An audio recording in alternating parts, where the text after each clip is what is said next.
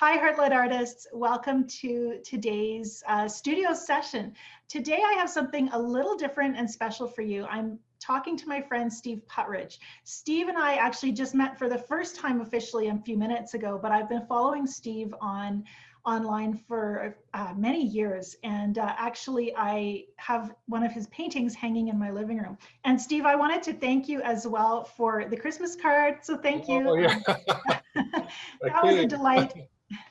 And of Good. course, like most watercolor artists, as soon as I pulled it out, I'm like, how did he do that? And you get in really close to try to see all the little details. So yeah, thank you. It's beautiful. Yeah. We'll talk about those Christmas cards too. Good. Yeah, I think that's great. Steve, tell us a little bit about you and your art, and where you're from, and yeah, what you do. Yeah. I'm Steve Puttrich from the Chicago area. My wife and I live in Arlington Heights. Um, I'd say I painted, drew, sketched, whatever you want to say, since a young age. I've had two really encouraging parents. They saw that I had a drive for art, and they encouraged me left and right. And all through high school, they asked my high school teacher, where should we send them to college? And he recommended the American Academy of Art in Chicago. This was in the early 80s. And I graduated there with a fine arts degree as well as a graphic arts degree. And right out of college, I got an architectural illustration job with an engineering company. And I was with them for about 35 years, painting, sketching, creating these proposals uh, of projects all around the world. And I got to paint um, pretty much 8 hours a day for about 25 years. In the late 90s, we switched over to computers and we got into the 3D modeling and animation, video, a lot of Photoshop, a lot of After Effects. So I have that 3D modeling and animation background that often helps with visualizing forms, planes, and shapes. And after about 2003, I got promoted to management. My wife, in her wisdom, said, Steve, you're not painting it anymore. You're not creating. And so at about 2003, we bought a lot of the plein air equipment. That whole plein air genre, I would say, hadn't yet taken off, but it started to. And wherever Parsons Engineering sent me on a management trip, we would go a day ahead and paint. And then while I was in management meetings, my wife was painting along with me, and then we would stay usually a day later and paint more. And I thoroughly enjoyed the painting part of those trips, and we came back with a lot of art. So I kept up with the art in the weekends and evenings, but my day job kind of ended after about 2016. Parsons and I kind of parted ways, and because I had been painting that whole time, I picked up a nice teaching assignment with the Palette and Chisel Academy of Art in Chicago. It's the second oldest art club in America, and first one is the Selma Gundy Club in New York, and then the Palette and Chisel in Chicago. And I've been teaching watercolor painting at the Palette and Chisel from about 2016. We took this year off because of COVID, of course, but I've been teaching online classes, one-on-one classes, and it's been fun. I love teaching um, painting, the art of painting, both in oil as well as watercolor. I love both, and it's been a great career. I can't recommend it enough. Yeah, I love that you've made art your career from the very beginning. I think when I was young, I didn't know if that was doable. And maybe that was partly because we lived in a very rural area, and so you don't know any artists. And so nowadays, I think, I think it's more possible to have an art career than it ever was before. Yeah, Uh, yeah, totally. everything is visual now. If you're a business, you need design, and so there's a really good place to get started for many people, Yeah, and reach out to absolutely. the world too. So yeah, Yeah, yeah. yeah. Well, this is our studio. My Yeah, wife your and I. wife is an artist as well, you She said. is. Yeah. Yeah, we met back in 1980. We had life drawing class together. I was a painfully shy student, and I never had a girlfriend. Didn't speak to the other sex, so I was really intimidated. And she sat in my life drawing class, and the minute I saw her, I fell in love with her. Mhm. And um, it took about 6 months for me to work up the courage to actually speak with her. And it was we eventually got off to the right foot. Yeah, my husband's one of those guys who didn't talk to girls either, and he loved cars, so we would probably have never crossed paths if Oh, yeah, something hadn't intervened. So, but yeah. yeah. Yeah, So well, it makes I love that you were able to travel and paint together. I find that when we yeah, travel, we mostly spend our time in looking, and then I get to go home, and so I end up, I've been a studio painter because I go home and interpret everything in the studio. yeah, Mhm. yeah, yeah. And I love We're that both are possible. yeah, absolutely. Mhm. We're heading down to Florida. I'm teaching at the Plein Air South in the middle of March, which is Plein Air South is a really nice conference of about 50 to 150 artists. This year they're keeping it short, Mhm. small. So 50 artists, about 13 faculty are going down there, and I'm one of the faculty that will be teaching the Mhm. 50 students. So Yeah, it's well, a nice break. yeah, that would be a nice group size. A lot of my students are often a little intimidated by plein air painting. I think we tend to worry about, people seeing us.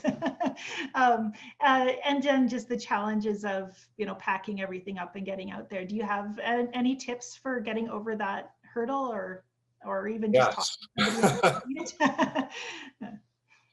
Yes, I'm actually teaching a gentleman who is a former student of mine.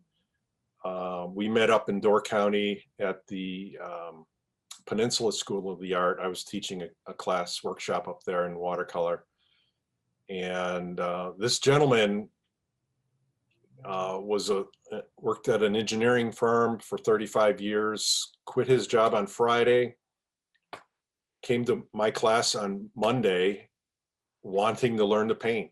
And he had this attitude of, hey, one day I'm going to die.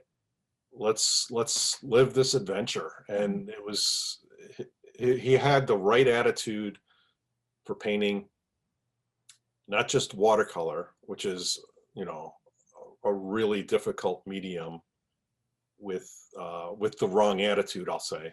With that desire to control, is where I Yes, think is yes. what it is really. And Yeah. and being an engineer, he had a lot of control. Um, but he had the right attitude as far as just cutting loose and just going for it. And um, so I'm mentoring him now in oil painting. So he's wanting to learn to oil paint and actually plein air paint. So I encouraged them to sign up for some of these local events that are happening. Cedarburg is happening in June. Dubuque, Iowa is happening in October. So he's put pen to paper, signed up, and is committed to learn how to do plein air painting Probably without join, really knowing how to do it. yeah, I would say probably joining a group is a good way to get over that fear of being noticed. It You know, is, it is. having, And I'm one of the mentors for the Plein Air Painters of Chicago. So that's a really good group to get into. Even though you don't even have to live in Chicago to be a member of that, it's $60 a year. You can join online and you get a lot of the benefits of teaching and mentoring via Facebook, via websites. We're having a virtual gallery this year of all of our work. So look for groups within your community to kind of band together and just support each other. It's that's one of the ways to kind of get that fear of producing and performing kind of on stage in plein air. One technique I would say, if you do want to do plein air painting, is just go in your backyard, and there's arts really to be found anywhere and everywhere. Intricate designs of leaves and trees and shapes. Even looking outside your window, I consider plein air painting, yeah. because you're working with natural light, you're working with that moving light, and you have limited time to really capture that moment. And that's one of the biggest challenges of plein air painting is using, working quickly and within that light window. You have only about an hour, maybe 2 hours max before the light really changes. So, and that really affects your approach, like between painting in the studio or painting plein air. Exactly. Voices, yeah. Yeah. Yeah. I mentioned the Cedarburg event, for Cedarburg, Wisconsin is the event, and they have about 150 artists every year that comes together in this quaint little town north of Milwaukee, and we paint for 1 week, and we build relationships and connections with other artists up there, and these events are just magic, and you get enough ideas, enough fuel for the rest of the year, until that event happens again. So There's a group in our area. We live about 5 hours north of Jasper National Park, and so there's a group in our area that twice a year they would go and do 10 days of painting in Jasper. And I've never been able to make it yet. It's always been kids and life, but it's amazing to think about that long uninterrupted stretch of time traveling around this beautiful national park and just painting freely. yeah. They've had some real challenges with weather, and they've done this enough that I think they're pretty hardcore. September, you can't guarantee it's not going to be snowing on you, but yeah. Oh man. Yeah, it's an adventure. Um, we use a phrase. I wanted to ask you about this because I've been following you on Facebook, and I often see you sharing different things about mindset when it comes to painting. Here in my community, we use the term heart-led to kind of talk about our goals as artists. And I wondered, just hearing that phrase for you, what does it make you think of, or how would you define that for yourself? Um,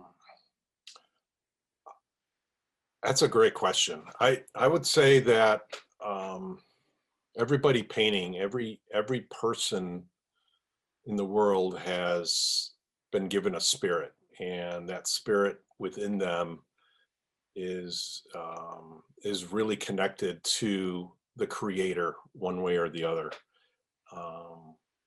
And being a Christian myself,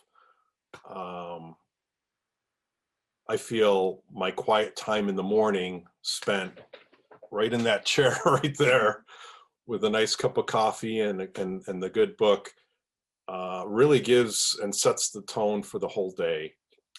Um, it's giving back a portion of my time to God and really feeding that spirit within me, the Holy Spirit, and really gives me momentum for the tasks ahead in that day. Mm. That's a sacred time for me. That's where I read, write, and make those connections. It's some people call it a miracle morning. It's that time alone. Having said that, that's the connection that kind of I look for in my art. I look for in in connections when I make art, and we often talk of lights within our paintings. When we're especially plein air painting, there's really one main source of light, and which is that sun. A lot of people forget that there's this cool lights of the sky that's affecting the shadow. But rarely are you ever mentioned or experience that third light source is really the light source from within us. And that spirit-led painting that you talk about is really that third light source, that Holy Spirit energy coming out of you, affecting every brushstroke, affecting every shape and edges within your painting. And it's affecting the design of the overall painting. It's affecting everything about it. And a lot of people miss that third light source. You know, we have the sun, we have the blue sky of the second light source, but that third light source is, I think, what you are mentioning about the spirit-led. Yeah, I think it's so hard. I mean, it's so easy to teach technical, you know, look for that outer light, but how do you let that inner light out? And especially because we're often kind of, you know, it's just not something that we stress in life. You're so often thinking about tangibles or responsibilities and Yeah. Mhm. Yeah. And again, the way God wired me up is I get really excited when I see connections made. Mhm. And I try to, not just in networking people, I get really excited about that, but I get, even within the scene itself, there's connections of shapes to one another that are equally exciting to me. And those connections are really what tells the story, the deeper story within that scene. You know, the painting that Connecting yourself to the scene. Yeah. the painting that you have Mhm. that I did, I titled Rocky Mountain Courage, Mm. because it was a scene that um, that captured a story for me, in that here I was, this painfully shy little boy, kind of taking the risk with courage to step out into the light. And I personified that warm cluster of tree shapes in the snow, getting the full light of the sun, as myself. I was personifying that shape, that color, as myself within that story, up against the dark shadow of the Rocky Mountain boulders. And you have to look for your story within your scenes. That Do you, so now I have to ask, is that something you think about as before you go into the painting, or is that something that comes out as you look at it after? I I like to approach these scenes with many more questions than I have answers for. and it's I'll ask myself, why am I attracted to this shape, this light source, this edge? What's this scene telling me? Mhm. um, and then I'll go in and ask those questions. Well, why is that? Why am I attracted to that? Why is that important? And all those why questions lead up to really maybe not a complete story, but maybe an impression that, hey, there's something in here that's more important than just the scene Mhm. itself. There's emotion that's involved. There's certainly awareness. So I'll use the acronym I.D.E.A.S, I.D.E.A.S, um, to kind of lead my thinking um, in the down the right path. And Mhm. the I is intent. Why am I painting this scene to begin with? And it's kind of answering those questions um, that kind of give me those thoughts and awarenesses that help me make those right choices. The D is design. Um, you have to have a good design within your scene to really capture that scene. You and I, as artists, we all as artists have this license to change that design. We're not copyists so much as artists. Mhm. So we have that power to change the design if it's not working. Well, and one thing I noticed with the painting that I have is it's not the only version you've done of that. You have studies and you have a version I think that you did in oils as well. So Yes, it's a subject you've explored, in different ways and subtle variations. yes. Yeah, and again, working it in different mediums, whether Mhm. it's just pencil, colored pencil, um, charcoal. I have gouache I use, pastel we use often, um, watercolor and oil paint. It's, Mhm. the medium isn't as important as the act of actually putting something marks down on a paper. Um, so let me finish the ideas, the Yeah, acronym ideas. only at I.D.E.A.S, so. So E is emotion, Mhm. the emotion that you're drawing out from within you to laying those marks down on the paper.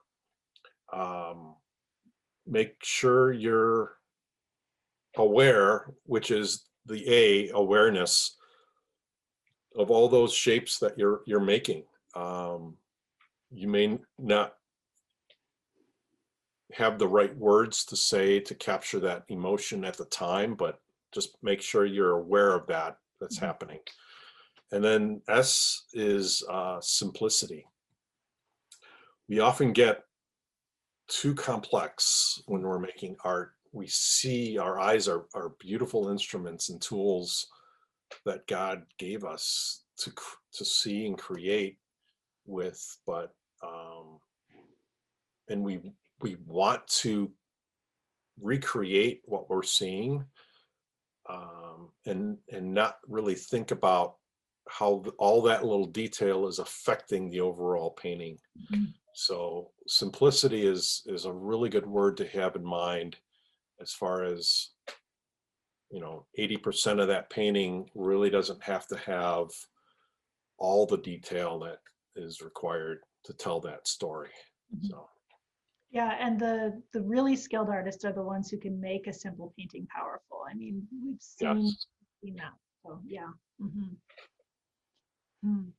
I find too that with exploring different media, that can help me simplify as well. If I'm maybe a little more awkward in one, or if I'm using a pencil, then I don't have the ability to use color, so I have to focus on value. And so it helps me break down the scene, trying out yeah, those, yeah, different forms of yeah, expression. Mhm. good. Yeah. Um, I would love to, you have a little demo for us, and I would love to see that if you want to Yeah, share that with us. yes, yes. Let me go through a little exercise I do for my class, my watercolor class, in helping them understand forms, planes, and shapes on trees. I love doing a little tree demo. And again, it's a real quick exercise, maybe 10, 15 minutes at the max, but it really helps um, visually capture what you have in your mind as far as when you're painting, and it's really, the emphasis is all on light hitting a form and what that shape looks like in three dimensionality. So let me get my planer gear set up and we'll get going. So this is again, this is my planer equipment. Mhm. It's got oil paint on it right now, but I use it also for watercolor painting. And here I just want to show a quick little demo I do in my watercolor class at the palette and chisel about trees. When we have one class is all about trees, understanding and painting various forms of trees. And I first tell them about when we want to paint any form, we want to understand that form. When we want to paint anything, we want to understand the form of that thing. Mhm. Okay. I don't want to see you thinking, okay, I'm painting a tree. This tree has many leaves. I gotta stipple on all those leaves, and it's just going to drive you nuts. Whereas if you break down that complex object into its simple primitive form, it gets really easy. Mhm. And um, the light source is critically important to have. Let's have a light source coming in this way. So my tree is going to be, I'll try to do this as upright as possible, which means I'm going to have to paint a little drier than normal, but we'll make it work. Yeah. So the bright spot on the tree, again, the primitive shape of this tree is a sphere, a 3D sphere. And the sphere has a highlight with it coming, the light coming this way. Mhm. You're going to get the nice highlight right there. And I teach them by just painting a sphere. Okay, you're going to get that termination of the shadow of the light, and then the core shadow becomes there, and then you get that the deep dark shadow, and then there's going to be a reflected light over on this side, and as John Carlson in his book on landscape painting, he talks about the edges of trees are going to have this blue cast of light right around the edges of those trees. And it's the leaf turning up into toward the light and receiving that blue edge to that tree.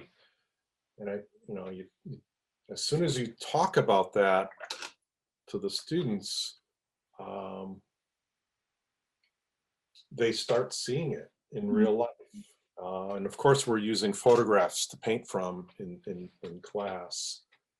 Um, and if there was either a brown, warm, earthy shapes down in here, you're going to get that reflected light of warmth underneath the ball, underneath that sphere. So light coming, hitting the ground, bouncing back up into the ball, you're going to get a nice warm glow. And then typically, let me cool off this. I'm using, you're going to get that core shadow right in there.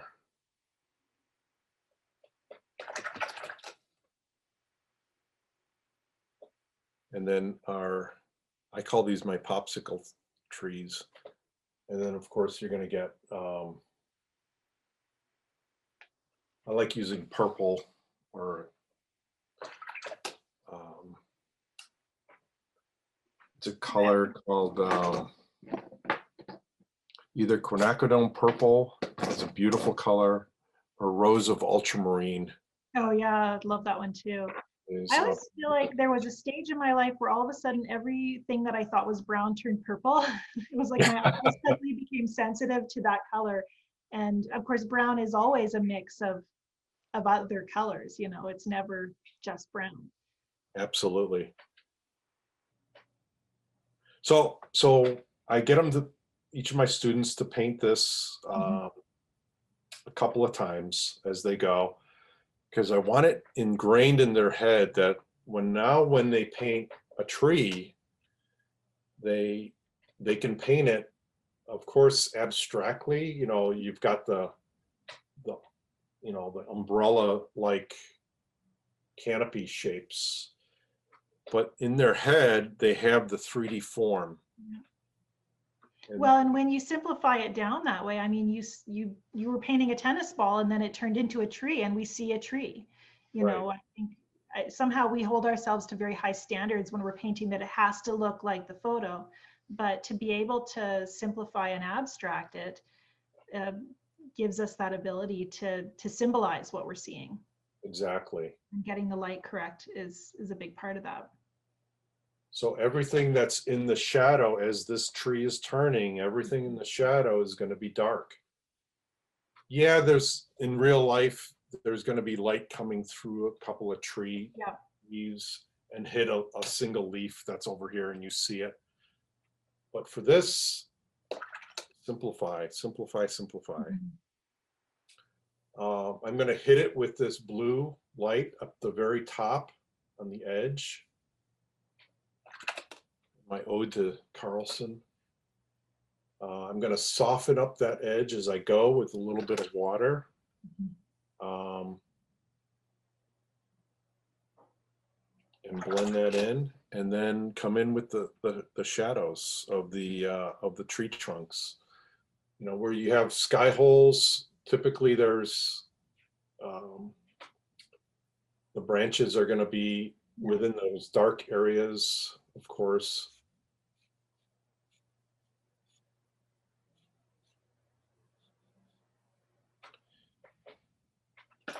But because I did this first, it's in my head, you know, this becomes more real because I have this already, you know, in my head.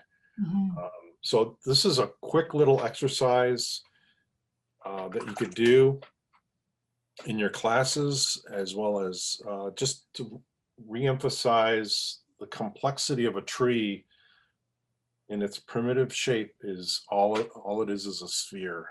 And the same thing if you're doing you know, evergreen trees, you know, it's this, the primitive shape is a cone. Yeah, you know, so the you light's that roundedness. like this, but you have that dark shadow over here. So when you do a real tree, this primitive shape in three dimensionality is really what you're painting. And the choices that you make up here is because you've done the homework on this one.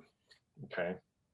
Same thing with palm trees, any kind of shape for that matter, really comes down to the simplicity of how primitive that form can be. Yeah, it doesn't seem like too in nature. I mean, so many things are those rounded shapes. We're not dealing with, we start thinking about squares and rectangles where you have those sharp angles. We see that in architecture, but we don't see it nearly as much in nature. Yeah, no, exactly. And it's there. The shapes are there. Mhm. They're just covered in so much detail Yeah. that us as humans see that detail first, but um, as artists, that's why they tell us to squint. Yes. Squinting kind of takes that whole thing out. I've been blessed with perfect vision. Same. I take my glasses off, I see everything in a nice Gaussian blur, Yeah. and it's a beautiful thing. Yeah, small advantages.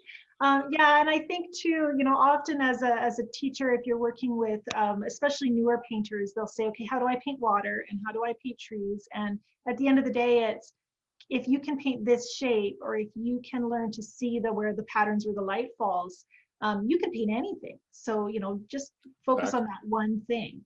So even just knowing how to paint a sphere is going to take you into a lot of different subjects. Yeah. Oh, yeah. And paint. What are the other shapes that we mainly paint? Mhm. Are planes, Mhm. flat planes, upright planes. The sky is a dome, more or Yeah. less a plane that goes over our head and up to the horizon. Mhm. You know, the clouds within that shape, get bigger and bigger as they get closer and closer, smaller and smaller as they get further and further. And the Mhm. more realistic that you can paint those shapes, understanding the three-dimensional forms and the colors, the graying of those colors that as that shape recedes, Mhm.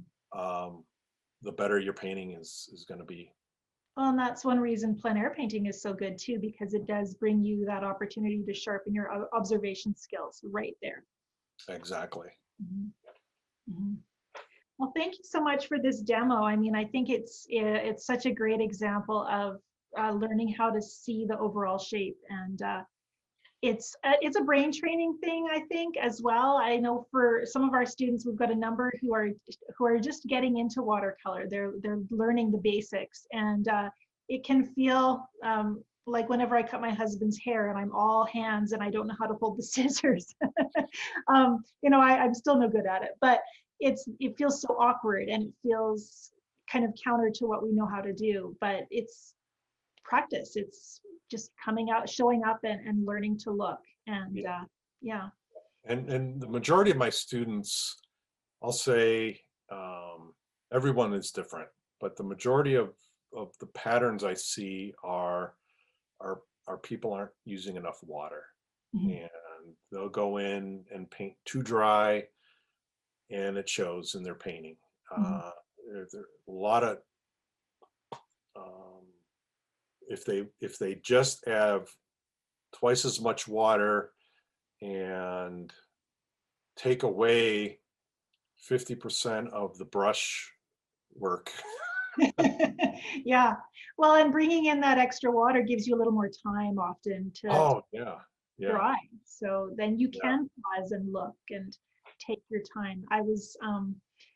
We were just talking before the broadcast about Makoto Fujimura. I'm probably pronouncing that wrong, but he has a video called Slow Art, which I thought, that's a great phrase for maybe what we want to bring into the studio if we're thinking about our creative mental health, is just that ability to slow down a little bit Yeah, and yeah, you know, be present in the painting. Actually, and I was thinking about that when you were talking about your quiet time in the morning. Um, that starting the day with just being in that space and being present there. Uh, to me, I want to bring that kind of same pause and intentionality into my painting. So, if I can learn how to discipline myself to make that morning practice, maybe I can bring a sense of understanding of that connectedness to my studio as well. yeah. Well, you got it. I think Yeah. that's a good practice to get into. You know, Mm. that Yeah. first hour, Yeah. and and give it away, you know. Yeah. Know Yeah. what I mean? True. When I have, the three kids at home, I feel like I'm giving my time away quite a lot to them, but then to come into my space and give it away for me, yeah, that's a big thought. Thank you. Yeah. Yeah. Um, we are just going to wrap up here, and I want to thank you again. I really, one question I had that I was just thinking of as we talk about this is, artists, especially new painters, I think we really, really want to know our art is good. So, to just come and show up and paint something for the discipline or that little bit of training, we're always looking for somebody to kind of approve of what we're doing. Yeah. And I was just thinking of that as you were painting. We're not. How do you set some criteria on your painting, or how do you let go of that, and learn how to kind of pause in that moment instead of always standing there with that judgmental eye? Maybe you'll have an insight for us. Oh, another great question. Yeah, the hardest one right at the end. Hey. I think there's a benefit to being your own best critic. I think you mentioned this quite often, and being your own best artist. But you also need to be your own best critic in replacing that, I'll call it, evil voice in your head telling you, oh, you're no good, you're not, what are you doing, you have more important things, and again, quieting that down and filling it up with all the positive stuff. One of the challenges I have my students give me is list their goals, and typically the goals come back, I want to have less fear. I don't want to have that fear of ridicule, or and I tell them, let's flip that around. Let's, instead of asking for less fear, set that goal up as having more courage, more bravery with each brushstroke. It just turns that whole thing around and says, hey, I can be courageous, and I can go out there, even though every brushstroke may not be exactly perfect.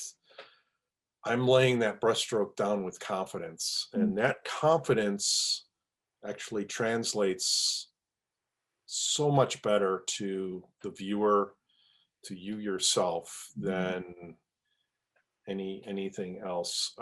So I would say, to get back to your question, make sure the critic that's in your head is feeding you the right information. Allow that good voice to come out and start, encouraging you, and just listen to that voice and starve the other voice. Yeah, I really like to think about wanting to be in the studio with my best friend. Yeah. If my best friend was standing beside me in the studio, don't I want to be that person to myself, and give that kind of feedback that someone who really likes you and thinks you're just fine, is going to share. So that's something I like to do, is just imagine that. Yeah, me coming into the studio with my best friend, biggest fan, a really good coach, learn how to be that to myself. Yeah, I had the fortunate blessing in my life to have had really good teachers, and I have their voices in my head. I'm sure hundreds, if not thousands, of students have you in their head as they start laying their brushes on their paper, because you're a really good coach and you're a really good encouraging teacher. And that's part of building that positive voice within you. I have my oil painting teacher, Eugene Hall, in my voice. He's been dead since 1985, but I still have him in my head every time I go lay a brushstroke down. I have my watercolor painting teacher, Irving Shapiro, at the American Academy of Art, telling me, you know, this is how you do it. This is how you do it, you know.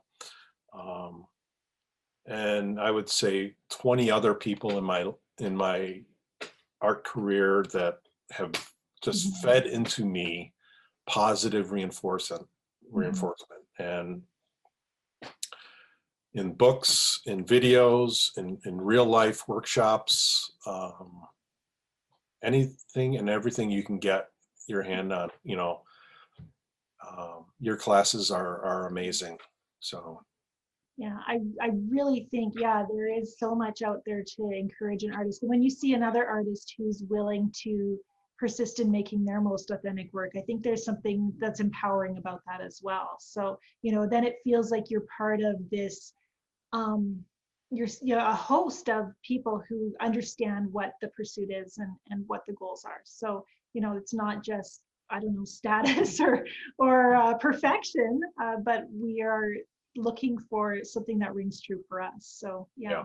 And there's this pairing of wanting to grow your skill and wanting that fullness of expression. So and it's exciting when you start to see little glimmers of that happen. Why wouldn't we want to nurture that along? So yeah.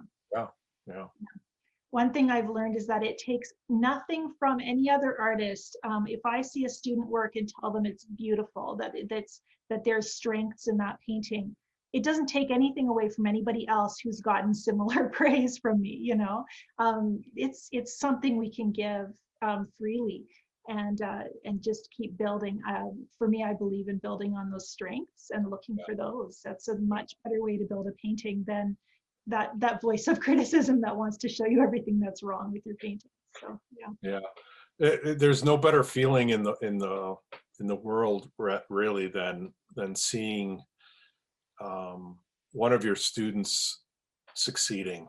And I have a number of palette and chisel watercolor students that have gone on and competed and have won awards, they've won recognition, and it's just no better feeling than that.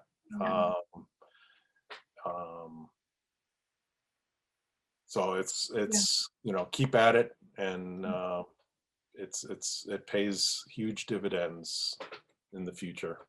Now, Steve, I'm sure that there are students who are in your area or where somewhere you're going to be to teach a workshop that would love to study with you. Where would they find info on your classes?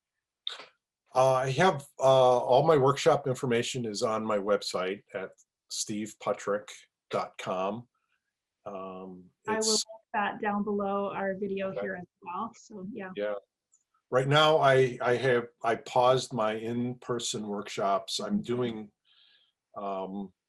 personal one-on-one mentoring through the website, online, through phone calls.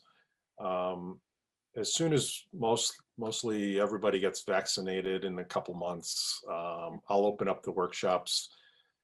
When the warmer weather comes, I'll have weekend workshops where we are outside plein air painting, both in watercolor and oil and gouache.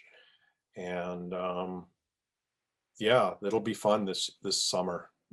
It'll be a celebration of. Well, I hope so. Yeah, me too. I've missed out and yeah, teaching and interacting with other artists. We're still very tightly locked down around here, and it's rid of it. But yeah, thankful we can still continue to meet like this. So yeah. Thank you so much for joining us. I'm so excited to share this with my students. I've admired your work for a long time. Every time I look at your painting on my wall, it makes my day. Still, you know, there's still those little moments of color and different parts that are my favorite. And, you know, art does that. When you have original art on your wall, there's a life to it you get that makes it almost new every day. So I just thank you for that. Good. For sharing your time with us. Yeah, thank you.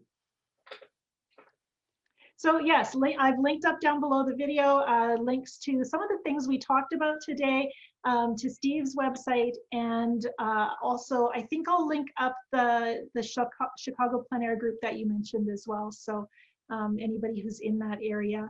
And if you're not in Chicago area, you can join that group online or look up a plein air group in your own community. They're sprouting up all over the world, and they are a really good place to connect with other artists. If you're just new to painting and you're a little intimidated by connecting with artists in person because you think they're all going to be better than you, I would really encourage you to seek out an arts group in your community.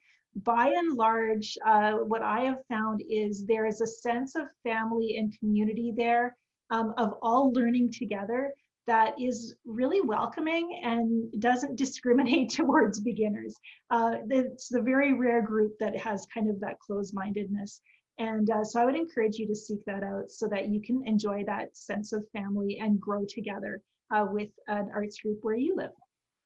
So thank you, Steve. I want to wish you all the best as well, and especially for your workshops coming up in the future, and for your online ventures as well. I know it's been a real challenge for so many artists to learn how to navigate teaching online, but it's also opening up some great opportunities that I'm excited about for, yeah, for our students as well. You know, to be able to offer this diversity of content is really, really good. So yeah, thank you. Thank you. Okay, bye for now.